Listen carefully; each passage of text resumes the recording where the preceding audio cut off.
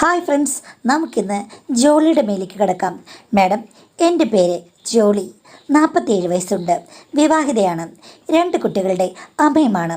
Husband 5 വർഷത്തിന് മുമ്പ് എന്നോട് പിണങ്ങി വേറെ സ്ത്രീയുടെ കൂടെയാണ് താമസം. അതുവരെ ഞങ്ങളുടെ ജീവിതത്തിൽ യാതൊരു വിധത്തിലുള്ള പ്രശ്നങ്ങളും ഇല്ലായിരുന്നു. എൻ്റെ ഭർത്താവിന് ബിസിനസ്സായിരുന്നു. അദ്ദേഹം പല യാത്രകളും എന്നെ കല്യാണം കഴിച്ചപ്പോൾ തന്നെ ചെയ്യുന്ന ഒരാളാണ്. അതുകൊണ്ട് തന്നെ അദ്ദേഹത്തിൻ്റെ വഴി തെറ്റാണെന്ന് എനിക്ക് തോന്നിയിട്ടില്ല. മറ്റാരുമായിട്ടെങ്കിലും എന്തെങ്കിലും പ്രണയമുള്ളതായിട്ടോ ചുറ്റിക്കളിയുള്ളതായിട്ടോ എനിക്ക് തോന്നിയിട്ടില്ല. വളരെ ആത്മാർത്ഥതയുള്ളൊരു ഭർത്താവായിരുന്നു. എൻ്റെ കാര്യങ്ങൾ ശ്രദ്ധിക്കുകയും ചെയ്യുമായിരുന്നു. കുറച്ച് വർഷങ്ങൾക്ക് മുമ്പ് അദ്ദേഹം എന്നോട് പറഞ്ഞു, സത്യം പറഞ്ഞാൽ എനിക്കിപ്പോൾ കഴിവ് കുറഞ്ഞു വരികയാണ്, എനിക്കൊന്നിലും താല്പര്യമില്ലാതായിരിക്കുന്നു എന്ന് പറഞ്ഞു. ഞാൻ പറഞ്ഞു, സാരമില്ല, അതിലൊന്നുമല്ലോ നമ്മുടെ ജീവിതം, നമുക്ക് ഇതൊന്നുമില്ലെങ്കിലും മുന്നോട്ട് പോകാൻ പറ്റുമെന്ന്. അപ്പോൾ അദ്ദേഹം പറഞ്ഞു, നീ ഇനി എന്നിൽ നിന്ന് കൂടുതലൊന്നും പ്രതീക്ഷിക്കേണ്ടെന്ന്. ഞാൻ ഓക്കെ എന്ന് പറഞ്ഞു. നമുക്കിനി കുട്ടികളുടെ കാര്യം നോക്കാമെന്ന് അദ്ദേഹം പറഞ്ഞപ്പോൾ ഞാനത് നല്ലൊരു സിഗ്നലായിട്ടേ കരുതിയുള്ളൂ. കാര്യം ഒരു പ്രായം കഴിയുമ്പോഴേക്കും ഇതൊക്കെ മാറ്റി വെക്കണമെന്നാണല്ലോ നമ്മുടെ നാട്ടിലെ നടപ്പ്. അതങ്ങനെ ആയിക്കോട്ടെ എന്ന് ഞാൻ വിചാരിച്ചു മാഡം. പക്ഷേ എൻ്റെ ഉള്ളിൽ നല്ല ദാഹവും മോഹവും ഒക്കെ ഉണ്ടായിരുന്നു. ഇഷ്ടമാണോ, ഇനിയും താല്പര്യമുണ്ടോ എന്നൊക്കെ ഒരു ദിവസം ചോദിച്ചു കഴിഞ്ഞപ്പോഴേക്കും ഞാൻ പറഞ്ഞു ഉണ്ടെന്ന്.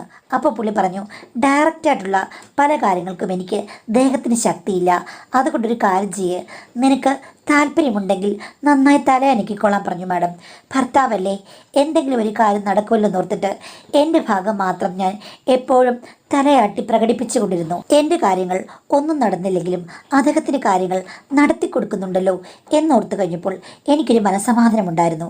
ഇങ്ങനെയായിരുന്നു ഞങ്ങളുടെ ജീവിതം പോയിക്കൊണ്ടിരുന്നത്. ഒരു സുപ്രഭാതത്തിൽ ഞാൻ അദ്ദേഹത്തിൻ്റെ വാട്സാപ്പ് ചാറ്റുകളിൽ നിന്നാണ് വേറൊരു ബന്ധമുണ്ടെന്ന് കണ്ടുപിടിക്കപ്പെട്ടത്. ചെറുപ്പക്കാരിയാണ്, 10-30 വയസ്സ് കഴിഞ്ഞിട്ടേ ഉള്ളൂ. അവളുടെ ഭർത്താവ് മരിച്ചു പോയതാണ്. അവൾ എന്നെപ്പറ്റി അന്വേഷിക്കുന്നുണ്ട്. അപ്പോൾ ഭർത്താവ് പറയുകയാണ്, ഓ, അവളെ കണ്ടു കഴിഞ്ഞാൽ ഒന്നും തോന്നുകയില്ല, 10-40 വയസ്സായില്ലേ, ആർക്കൊന്നും തോന്നുന്നില്ല. ഞാൻ അവളോട് കാര്യങ്ങൾ പറഞ്ഞു, പ്രായമായതുകൊണ്ട് എനിക്ക് വലിയ കുഴപ്പങ്ങളാണെന്ന്. അതുകൊണ്ട് അവളിപ്പോൾ എന്നെ ശല്യപ്പെടുത്താറില്ല. പിന്നെ ചില സമയത്ത് നീ ഇല്ലാത്തപ്പോൾ, നിൻ്റെ ഓർമ്മകൾ വരുമ്പോൾ അവളുടെ സേവനം ഞാൻ ആവശ്യപ്പെടാറുണ്ട്. ആ സമയത്ത് അവൾക്കതിൽ മടിയുമില്ല. അങ്ങനെ എൻ്റെ കാര്യങ്ങളൊക്കെ സ്മൂത്തായിട്ട് പോകുന്നു. അപ്പോൾ അവൾ ചോദിക്കുകയാണ്, എന്നെ കെട്ടാമെന്ന് പറഞ്ഞതോ, എൻ്റെ സ്വന്തമാകാമെന്ന് പറഞ്ഞതല്ലേ, അവർക്ക് നിങ്ങൾ ഇനിയൊരു അവസരവും കൊടുക്കരുത്, നിങ്ങൾ എൻ്റേതാണ്, എൻ്റേത് മാത്രം എന്നൊക്കെ പറഞ്ഞ് അവൾ ചില വൃത്തികെട്ട പടങ്ങളും അയച്ചു കൊടുത്തിരിക്കുന്നു. ഈ ചാറ്റുകളൊക്കെ നേരത്തെ ഞാൻ കാണാതിരുന്നത് എന്താണെന്ന് വെച്ച് കഴിഞ്ഞാൽ ഞാനങ്ങനെ നോക്കാറില്ല. ഭർത്താവിൻ്റെ മൊബൈലിൻ്റെ പാസ്വേഡൊക്കെ എനിക്കറിയുകയും ചെയ്യാം. അതിനൊന്നും ഒരു പ്രശ്നം ഉണ്ടായിരുന്ന ആളല്ല. പക്ഷേ ഈ അടുത്ത കാലത്തായിട്ട് ഞാൻ ഒട്ടുമേ ശ്രദ്ധിക്കാറില്ല കേട്ടോ. അതുകൊണ്ടായിരിക്കാം അദ്ദേഹം അത് മാറ്റാതെ തന്നെ ഇട്ടിരുന്നത്. ഭാഗ്യവശാൽ ഞാൻ കണ്ടു. അങ്ങനെ ഒരു മെസ്സേജ് കണ്ടു കഴിഞ്ഞപ്പോഴേക്കും ഞാൻ എടുത്ത് നോക്കുകയും ചെയ്തു, കണ്ടുപിടിക്കുകയും ചെയ്തു. എനിക്ക് ദേഷ്യം വന്നു. എന്നെ ഇയാൾ വെറും 3ാം തരമായിട്ടാണ് കാണുന്നത്. അതേപ്പറ്റി ചോദിച്ച് വഴക്കുണ്ടാക്കി കഴിഞ്ഞപ്പോൾ പുള്ളിക്കാരൻ പറഞ്ഞു, അതെ, എനിക്ക് അവളെ ഇഷ്ടമാണ്, അവളുടെ കൂടെയാണ് ഞാൻ താമസിക്കുന്നത്, നിന്നെ എനിക്ക് ആവശ്യമില്ല, കുട്ടികളുടെ കാര്യം ഞാൻ നോക്കിക്കോളാം, അവരെ വിദേശത്ത് ഞാൻ പഠിക്കാനും വിട്ടോളാം, ഈ വീട്ടിൽ നീ തനിയെ താമസിച്ചു, ചിലവുകൾ നീ തനിയെ നോക്കിക്കോണം, എനിക്ക് നിൻ്റെ കാര്യത്തിൽ യാതൊരു ഇൻട്രസ്റ്റും ഇല്ലെന്ന് പറഞ്ഞു. ഞാൻ എല്ലാവരെയും വിളിച്ച് കാര്യങ്ങളൊക്കെ പറഞ്ഞു. പക്ഷേ പുള്ളി ഒരിക്കൽ പോലും അതൊന്നും കേട്ടില്ല. എന്നെ വേണ്ടാന്നുള്ള ഉറച്ച നിലപാടിലായിരുന്നു. അങ്ങനെ പുള്ളിക്കാരൻ ആ സ്ത്രീയുടെ കൂടെ താമസിക്കാൻ പോയി. മാഡം, ഞാൻ വീട്ടിൽ ഒറ്റയ്ക്കുമായി. കുട്ടികൾ 2 പേരും അന്ന് അന്യ സംസ്ഥാനത്തിൽ പഠിച്ചുകൊണ്ടിരിക്കുകയാണ്. പിന്നീട് അവർ 2 പേരും വിദേശത്തേക്ക് പോയി. അവർക്ക് അവരുടെ അച്ഛനോട് ഒട്ടി നിന്നേ പറ്റുകയുള്ളൂ. കാര്യം ക്യാഷ് കൊടുക്കണ്ടേ. അവരെന്നോട് പറഞ്ഞു, അമ്മ സമാധാനിക്ക്, ഞങ്ങൾക്ക് കിട്ടുന്നതിൽ വെച്ച് എന്തെങ്കിലുമൊക്കെ ഞങ്ങൾ തരാം, അതല്ലാതെ വേറൊന്നും ചെയ്യാൻ പറ്റില്ല, എങ്ങനെയെങ്കിലും വിദേശത്ത് പോയി പഠിച്ച് കാശുണ്ടാക്കി കഴിഞ്ഞിട്ട് അമ്മയെ ഞങ്ങൾ നോക്കിക്കോളാം, അതുവരെ അമ്മ പിടിച്ചു നിൽക്കണം, അച്ഛനെ അല്ലാതെ പിണക്കാൻ പറ്റില്ല എന്നാണ് പറഞ്ഞത്. അങ്ങനെ സത്യം പറഞ്ഞാൽ ഞാനൊരു അനാഥയായി. നല്ലൊരു വീടും കുറച്ച് വസ്തുവുണ്ട്. അത് എൻ്റെ പേരിലൊന്നുമല്ല, ബാങ്കിൽ എനിക്ക് ഡെപ്പോസിറ്റുമില്ല, എങ്കിലും 10-15 പവനോളം എൻ്റെ കയ്യിലുണ്ട്. ഭർത്താവുമൊത്ത് വിശ്വസ്തമായി ജീവിക്കുമ്പോൾ പെണ്ണുങ്ങളൊന്നും സമ്പാദിക്കാൻ നോക്കില്ല മാഡം. അങ്ങനെ ഒരു അവസ്ഥയിലായിരുന്നു ഞാനും. ഇനിയിപ്പം എന്നെ ആര് കല്യാണം കഴിക്കാനാണ്? അങ്ങേരോട്ട് വിവാഹമോചനത്തിന് ശ്രമിച്ചിട്ടുമില്ല. ഞാൻ വിവാഹമോചനം ചെയ്ത് എവിടെ പോകാനാണ്? പോകാൻ ഒരു സ്ഥലമില്ല. എൻ്റെ സഹോദരങ്ങളൊക്കെ ദൂരെയാണ്, അവർ സെറ്റിലുമാണ്. അവരോട് പറഞ്ഞു കഴിഞ്ഞപ്പോൾ എൻ്റെ പിടിപ്പില്ലായ്മയാണെന്ന് പറഞ്ഞു. അതല്ലാതെ പ്രത്യേകിച്ച് എനിക്കൊരു സഹായവും ഉണ്ടായില്ല മാഡം. എന്ത് ചെയ്യണമെന്ന് അറിയില്ല. ദൈനംദിന ചെലവുകൾ 2 വർഷത്തേക്കെങ്കിലും കൊണ്ടുപോകണം. ജോലിക്കിറങ്ങിപ്പോകാൻ എനിക്കൊട്ട് താല്പര്യവുമില്ല, പേടിയുമാണ്. അങ്ങനെ ഒത്തിരി ബലഹീനതയുള്ളൊരു സ്ത്രീയായിരുന്നു ഞാൻ. ഇതിനിടയ്ക്ക് എങ്ങനെയെങ്കിലും മാസ ചെലവുകൾ നോക്കി മുന്നോട്ട് കൊണ്ടുപോകണ്ടേ. അച്ഛന് കൊടുക്കുന്നതിൽ നിന്ന് കുട്ടികൾ കുറച്ച് എനിക്ക് തരാമെന്ന് പറഞ്ഞെങ്കിൽ ഞാൻ പറഞ്ഞു വേണ്ട, എൻ്റെ സ്വർണ്ണം ഇരിപ്പുണ്ട്, അത് വെച്ച് മുന്നോട്ട് പോകാമെന്ന് പറഞ്ഞു. പതുക്കെ എന്തെങ്കിലും ഒരു ജോലി നോക്കാം എന്ന് വിചാരിച്ചു മാഡം.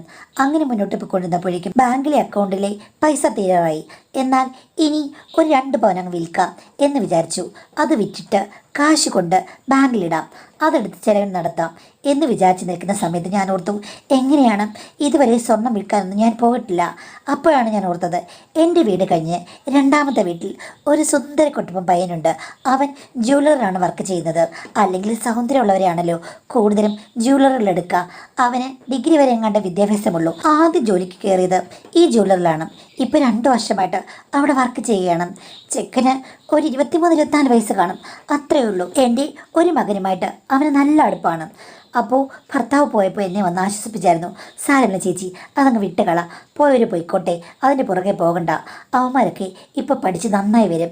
2 വർഷത്തിനുള്ളിൽ ചേച്ചിയുടെ എല്ലാ പ്രശ്നങ്ങളും മാറും എന്നൊക്കെ പറഞ്ഞ് എന്നെ സമാധാനിപ്പിച്ചിരുന്നു. അന്ന് രാവിലെ ഞാൻ അവനെ കൈ കാട്ടി നിർത്തി. അവൻ അതുവഴി പോയി കഴിഞ്ഞപ്പോഴേക്കും അപ്പോൾ ബൈക്ക് നിർത്തിയിട്ട് അവനോട് ചോദിച്ചു, എന്താ ചേച്ചിന്ന്. ഞാൻ പറഞ്ഞു, മോനെ നിനക്കെൻ്റെ കാര്യം അറിയാമല്ലോ, ജോലിക്കൊന്നും പോകുന്നില്ല, മറ്റു വരുമാനവുമില്ല. എൻ്റെ 2 പവൻ വിറ്റ് കാശ് ഞാൻ ബാങ്കിലിടാൻ ആലോചിക്കുന്നു. ഇതിനിടയ്ക്ക് ജോലി നോക്കണം മോനെ എന്ന് പറഞ്ഞു. മോൻ്റെ ജ്വല്ലറി വിൽക്കാൻ പറ്റില്ലെന്ന് ചോദിച്ചു. അപ്പോൾ അവൻ പറഞ്ഞു, ചേച്ചി ഞങ്ങളുടെ ജ്വല്ലറി വിറ്റ് കഴിഞ്ഞാൽ ഏറ്റവും കുറച്ച് പണം കിട്ടുകയുള്ളൂ. പക്ഷേ എനിക്കൊരാളെ അറിയാം, പുള്ളിക്കാരനെ പോയി കണ്ടു കഴിഞ്ഞാൽ നമുക്ക് മാക്സിമം തുക കിട്ടും എന്ന് പറഞ്ഞു. അതെവിടാ മോനെ, ചേച്ചിയുടെ കയ്യിൽ എൻ്റെ നമ്പറില്ലല്ലോ, ദേ നമ്പർ നോട്ട് ചെയ്യേ, എന്നിട്ട് 4 മണിക്ക് ഞങ്ങളുടെ ജ്വല്ലറി വന്നിട്ട് എന്നെ ഒന്ന് വിളിക്കേ, ഞാൻ ഇറങ്ങി വരാമെന്ന് പറഞ്ഞു. ഞാൻ ശരിയെന്ന് പറഞ്ഞു. അങ്ങനെ വൈകുന്നേരം അവിടെ ചെന്ന് അവനെ വിളിച്ചു. അവൻ ഇറങ്ങി വന്നു. ഞങ്ങൾ 2 പേരും കൂടാണ് ബൈക്കിൽ അങ്ങനെ അടുത്ത് പോയത്. അതും ഈ സ്വർണ്ണമൊക്കെ പണിയുന്ന ഒരു സ്ഥലമാണ്.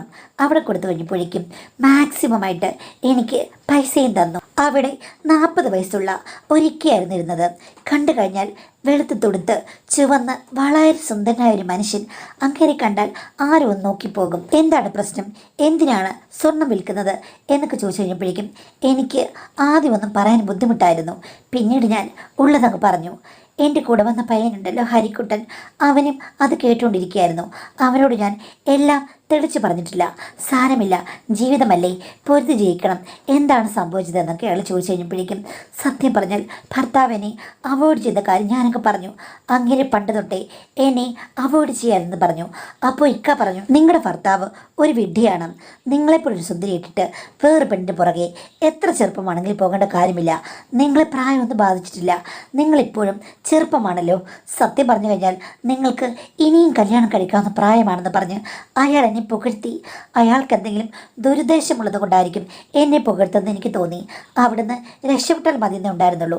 ഹരിക്കുട്ടനാണെങ്കിൽ എന്നോട് ഒന്നും പറഞ്ഞതുമില്ല അയാളെ പറ്റി. തിരിച്ചു വന്നപ്പോൾ ഞാൻ അവൻ്റെ ദേഹത്ത് ചുറ്റിപ്പിടിച്ചിരിക്കുകയായിരുന്നു.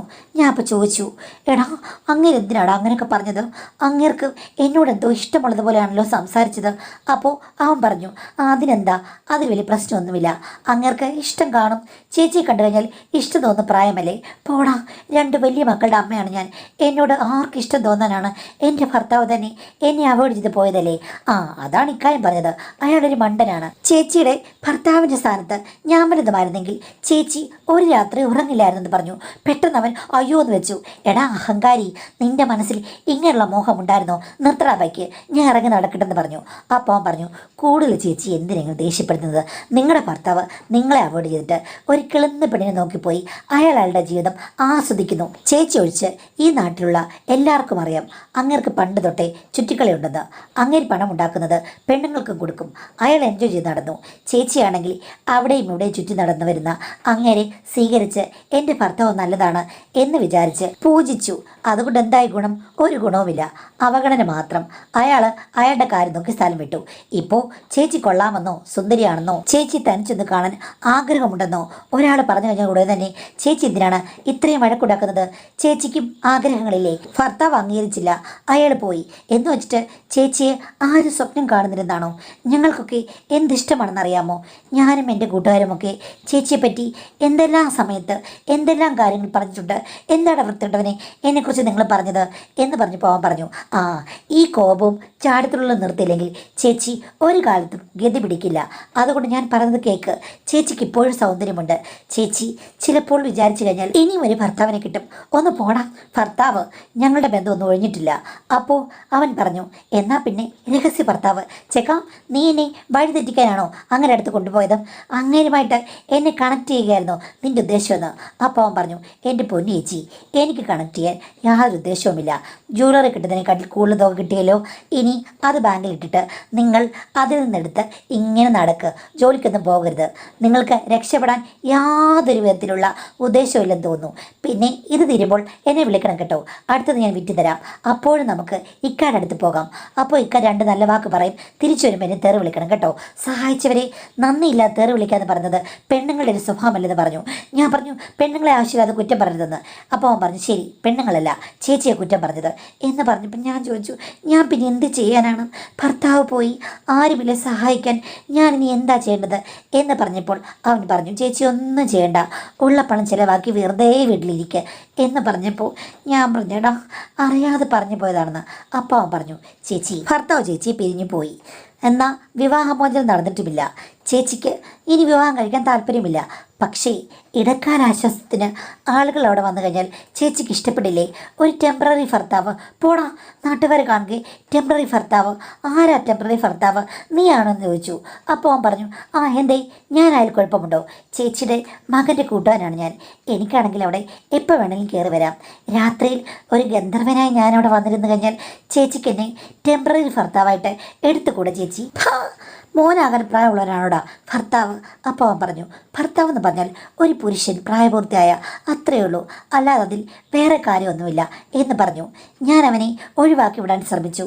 പക്ഷെ അവൻ തുടരെ എന്നെ വിളിച്ചുകൊണ്ടിരുന്നു. ആദ്യമൊക്കെ ഞാൻ കൈ ഒഴിഞ്ഞു അവനെ.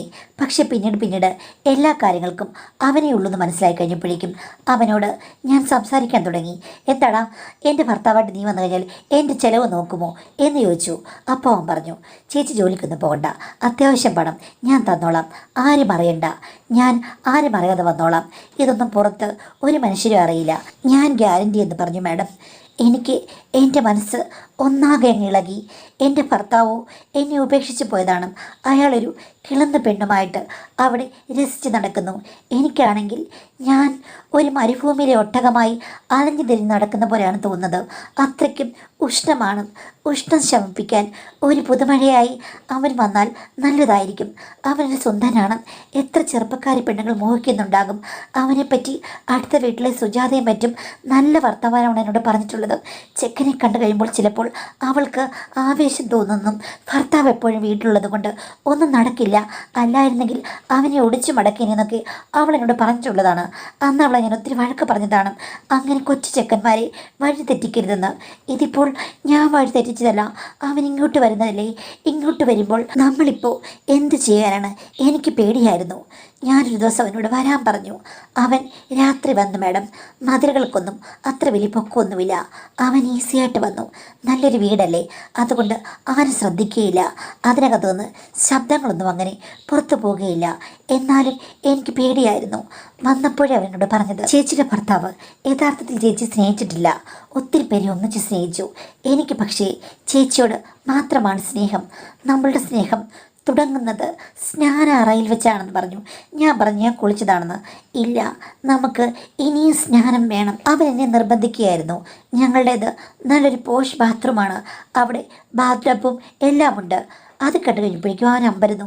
ഇത്രയും വലിയ വലിയ ആഡംബരങ്ങൾ ഇതിലുണ്ടായിരുന്നോ ചേച്ചി എന്ന് ചോദിച്ചു. ഞാൻ പറഞ്ഞു, ഉണ്ട് മോനെ, പറഞ്ഞിട്ട് കാര്യമില്ല, ആന മെലിഞ്ഞാലും തൊഴുത്തിൽ കെട്ടാൻ പറ്റില്ലല്ലോ എന്ന് പറഞ്ഞു. അത് കേട്ട് അവൻ ചിരിക്കുകയായിരുന്നു. ഷവറിൽ നിന്ന് വെള്ളം ചീറ്റിയപ്പോഴാണ് അവൻ എന്നോട് എത്രയ്ക്ക് സ്നേഹമുണ്ടെന്ന് എനിക്ക് മനസ്സിലായത്. പിന്നെ ഞങ്ങളൊരു പുഴ പോലെ ഒഴുകുകയായിരുന്നു.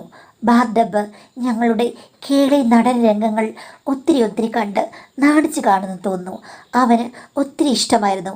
അവനോട് പറഞ്ഞത് വ്യത്യസ്തമായ ഒരു അരങ്ങാണ് നമ്മളുടേതെന്ന്. ഞാൻ പറഞ്ഞു, ശരിയാണ്, എൻ്റെ ഭർത്താവ് ഇത്രയും വർഷം ഇതൊക്കെ ഉണ്ടായിട്ടും ഇതൊന്നും ചിന്തിച്ചിട്ടേ ഇല്ലെന്ന്. അപ്പോൾ അവനെന്നോട് പറഞ്ഞു, എങ്കിൽ എവിടെ ചിന്തിക്കുന്നുവോ അവിടെ ചേച്ചി നന്നായി തല അനക്കുമോ എന്ന് ചോദിച്ചു. ഞാൻ പറഞ്ഞു, എൻ്റെ പൊന്നുമനെ, വേസ്റ്റായിട്ട് എത്ര വർഷം ഞാൻ തല അനക്കിയതാണ്. ഇവിടെ മുടി അഴിച്ചിട്ടാടാൻ എനിക്ക് ഒത്തിരി ഇഷ്ടമാണെന്ന് പറഞ്ഞ് ഞാൻ അവന് വേണ്ടി ഡെഡിക്കേറ്റ് ചെയ്തു. അതോടുകൂടി അവൻ പൂർണ്ണസ്ഥായിലെത്തി. പിന്നെ ഞങ്ങൾ രണ്ടുപേരും കൂടെ സ്നേഹത്തിൻ്റെ സ്നാനത്തിലേക്ക് കടന്നു. പക്ഷെ വേറെ കാര്യമുണ്ട്, എനിക്ക് അല്ലറ ചില്ലറ ബുദ്ധിമുട്ടുകളുണ്ടായിരുന്നു. ഞാനിടയ്ക്ക് കാളെ അമർന്ന പോലെ അമറി. അത് പറഞ്ഞാൽ ശരിയാവുന്നറിയില്ല, പശു അമർന്ന പോലെ അമറി. അവനത് ആസ്വദിക്കുകയായിരുന്നു. അമ്പടി കള്ളി, എല്ലാം ശരിയാകുമെന്ന് അവൻ എൻ്റെ കാതിൽ പറഞ്ഞു. പക്ഷേ 5-6 വട്ടമായി കഴിഞ്ഞപ്പോഴേക്കും, എൻ്റെ പൊന്നു മാഡം, ഞാൻ 23-കാരിയെ പോലെയായി. വരൂ വരൂ, വേഗം വരൂ, എല്ലാത്തിനും റെഡി, കാത്തിരിക്കുകയാണ്. എനിക്ക് എത്ര കിട്ടിയാലും മതി വരില്ല. എൻ്റെ സെൻട്രൽ പാർക്ക് ഒരിക്കലും ഞാൻ അടയ്ക്കില്ല. ലക്ഷം ആളുകൾക്ക് സ്വാഗതം. വരൂ, കാണൂ, ആസ്വദിക്കൂ എന്ന നിലവാരത്തിലേക്ക് ഞാൻ താഴ്ന്നു പോകുമോ എന്ന് പോലും ഭയപ്പെട്ടു പോയി. കാര്യം, വീട്ടിലടങ്ങി ഒതുങ്ങിയിരുന്നിട്ട് ഒരു കാര്യമില്ല. ഭർത്താവിനെ ഓർത്തിരുന്നിട്ട് ഒരു കാര്യമില്ല. ഭർത്താവ് പാഞ്ഞു നടന്നതുപോലെ ഞാനും മേഞ്ഞു നടക്കണം. ഇല്ലെങ്കിൽ ഞാനൊരു പെണ്ണല്ലെന്ന് എനിക്ക് തോന്നി. അങ്ങനെ എനിക്ക് കിട്ടിയ വരദാനമായിട്ടാണ് ഹരിക്കുട്ടനെ എനിക്ക് ചേർത്ത് പിടിക്കാനായത്. പക്ഷേ കുറേ നാൾ കഴിഞ്ഞപ്പോൾ അവൻ എന്നോട് പറഞ്ഞു, ചേച്ചി, ക്യാഷ് എനിക്ക് പരിമിതമായിട്ട് തരാൻ പറ്റുകയുള്ളൂ. ചേച്ചിക്ക് ഞാൻ ഐഡിയ പറയട്ടെ. നമ്മളന്ന് കണ്ട ഇക്കയല്ലേ? ഞാൻ പറഞ്ഞു, വേണ്ട, എനിക്ക് ആളെ ഇഷ്ടമല്ലെന്ന്. തൂക്കിൽ കയറി വെടിവെക്കാതെ ചേച്ചി, അതൊന്നുമല്ല ഞാൻ പറഞ്ഞു വന്നത്. പിന്നെ നീ എന്താ പറഞ്ഞത്? നമുക്ക് ഇക്കയുടെ വീട്ടിൽ പോകാം, ഇക്കയ്ക്ക് ചേച്ചിയെ സഹായിക്കാൻ പറ്റും. നീ എന്താ പറഞ്ഞത്? ചുമ്മാ ആളെ സഹായിക്കുമോ? അപ്പോൾ അവനോട് പറഞ്ഞു, ഇക്ക കാണുന്ന പോലെയല്ല, സുന്ദരനാണെങ്കിലും കഴിവുകൾ ഒന്നുമില്ല. അദ്ദേഹത്തിന് ചെറിയൊരു ആക്സിഡൻ്റ് ഉണ്ടായിട്ടുണ്ട്. പക്ഷേ ഉള്ളിൻ്റെ ഉള്ളിൽ ആസ്വാദനം ഒത്തിരി ഉണ്ട്. അപ്പോൾ ഞാൻ എന്താണ് ചെയ്യേണ്ടത് എന്ന് ചോദിച്ചു കഴിഞ്ഞപ്പോൾ പറഞ്ഞു, ചേച്ചി ഒന്നും ചെയ്യണ്ട. ഇവിടെ നമ്മൾ എന്താണോ പ്രവർത്തിക്കുന്നത് അത് ഇക്കയുടെ കൺമുന്നിൽ നമ്മൾ ഒന്ന് ഡെമോൺസ്ട്രേറ്റ് ചെയ്താൽ മതി. നീ എന്താ പറഞ്ഞത്? അയാളുടെ കൺമുന്നിൽ വെച്ചിട്ടോ നീയും ഞാനും തമ്മിലുള്ള സ്നേഹമോ? ഒരു പ്രശ്നവുമില്ല. പുള്ളിക്ക് നയനാനന്ദകരമായ കാഴ്ചകൾ നമ്മൾ സമ്മാനിക്കുക, കയ്യിൽ കെട്ടുകണക്കിന് പണവുമായിട്ട് തിരിച്ചു പോരുക എന്ന് അദ്ദേഹം പറഞ്ഞു എന്ന് ചോദിച്ചു. അപ്പോൾ അവൻ പറഞ്ഞു, ചേച്ചി, എനിക്ക് മറ്റു പെണ്ണുങ്ങളുമായിട്ടൊന്നും യാതൊരു ബന്ധവുമില്ലായിരുന്നു. പക്ഷേ അദ്ദേഹം എന്നോട് പറഞ്ഞതാണ്, അദ്ദേഹത്തിൻ്റെ ഒരു കൂട്ടുകാരൻ അങ്ങനെ ഉണ്ടായിരുന്നു. ആ ഒരു എൻ്റർടൈൻമെൻറ്റ് ഇപ്പോഴില്ല. അവൻ ഗൾഫിൽ പോയി. എടാ, നീ വല്ല പെണ്ണുങ്ങളെയും ലൈനാക്കുകയാണെങ്കിൽ എൻ്റെ മുന്നിലേക്ക് കൊണ്ടുവരണേ, എങ്കിൽ നിനക്ക് എത്ര പണം വേണമെങ്കിലും തരാം എന്ന് പറഞ്ഞിരുന്നു. സത്യം പറഞ്ഞു കഴിഞ്ഞാൽ എനിക്ക് പേടിയുണ്ടെങ്കിലും ഇപ്പോൾ എൻ്റെ കൂടെ ചേച്ചിയുള്ളത് കൊണ്ട് പേടിയില്ല. നമുക്ക് രണ്ടുപേർക്കും കൂടി ആ കർമ്മത്തിലേക്ക് കടക്കാം. എനിക്ക് കുറച്ച് മതി, 30%, ബാക്കി 70% ചേച്ചി എടുത്തോളാൻ പറഞ്ഞു. ഞാൻ പറഞ്ഞത് ശരിയാകില്ല, പ്രശ്നങ്ങളാകും, ക്യാമറ കാണുമെന്ന് അവൻ പറഞ്ഞു. ഒന്നുമില്ല, ഞാനില്ലേ കൂടെ, ഞാൻ ചതിക്കില്ലെന്ന് അറിയില്ലെന്ന് പറഞ്ഞു. അങ്ങനെ അവനെ വിശ്വസിച്ചാണ് പോയത്. ഇക്കയോട് അവൻ എല്ലാ കാര്യങ്ങളും പറഞ്ഞ് റെഡിയാക്കിയിരുന്നു.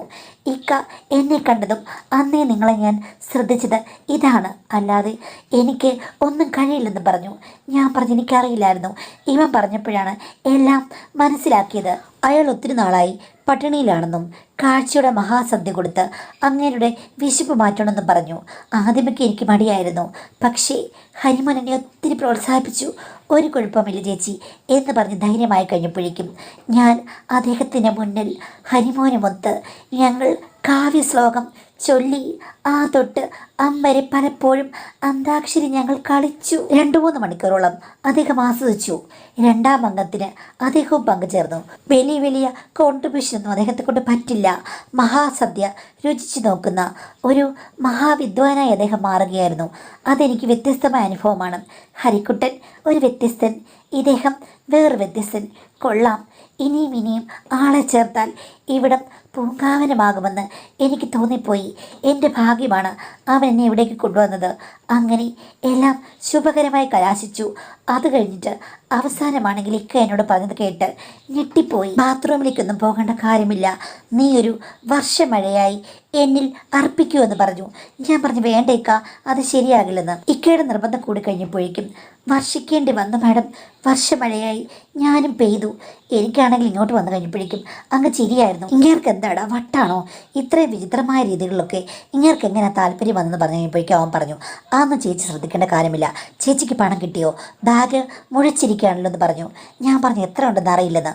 അദ്ദേഹം ചില സമയത്തില്ലേ ചേച്ചി, ഇഷ്ടമുള്ള പോലെ പെരുമാറിക്കഴിഞ്ഞ് കഴിഞ്ഞാൽ ചേച്ചിക്ക് താമ്പാളം നിറയെ പൊന്നും പണവും അള്ളി അള്ളി തരുന്ന ഒരു രാജാവാണെന്ന് പറഞ്ഞു. മാഡം പിന്നീട് ചെന്ന് കഴിഞ്ഞപ്പോഴേക്കുമില്ലേ, ഇവിടെ പറയാൻ പറ്റില്ല, അതുപോലെയുള്ള ചില വൃത്തിയില്ലാത്ത കാര്യങ്ങളാണ് അയാൾ ഞങ്ങളോട് പറഞ്ഞത്.